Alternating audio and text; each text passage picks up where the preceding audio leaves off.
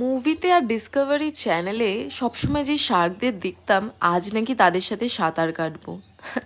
ভাবা যায়? আমি তো স্বপ্নেও কোনোদিনও ভাবতে পারিনি এরকম সুযোগও আসবে। সামনে থেকে শার্ক দেখবো এটাই কোনোদিনও ভাবতে পারিনি, আর তাদের সাথে সাঁতার কাটা তো অনেক দূরের কথা।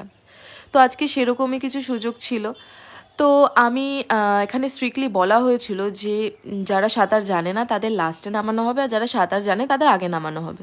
তো যেহেতু আমি সাঁতার জানি না, এই জন্য আমি বোটে ওয়েট করছিলাম যে আমার টার্ন কখন আসবে। আর এখানে বসে বসে দেখছিলাম শার্কদের কাঁচা কাঁচা মাংস দিয়ে ডাকা হচ্ছিল, আর ঝাঁকে ঝাঁকে এখানে শার্ক এসে হাজির হয়েছিল। তো ফার্স্টে যখন বলা হয়েছিল যে স্নরকেলিং করা হবে শার্কের সাথে, আমি ভেবেছিলাম একটা কি দুটো আসবে, কিন্তু এখানে তো প্রচুর এসছে। আমি তো দেখে অবাক। তো আমি কনফিউজ ছিলাম যে আমি নামবো কি নামবো না, কারণ ওপর থেকে দেখে আমার এতটা ভয়ঙ্কর লাগছিলো যে নিচে নামলে কি হবে। আর এদের সামনে থেকে এতটা বড় লাগছিলো, এতটা ভয়ঙ্কর লাগছিলো, আমি জানি না ক্যামেরায় কতটা বড় লাগছে বা কি, কিন্তু সামনে থেকে ভীষণই ভয়ঙ্কর লাগছিলো। তো আমি তো ডিসাইড করেছি যে আমি নামছি না, আমি ওপর থেকে যা দেখার দেখে নিয়েছি।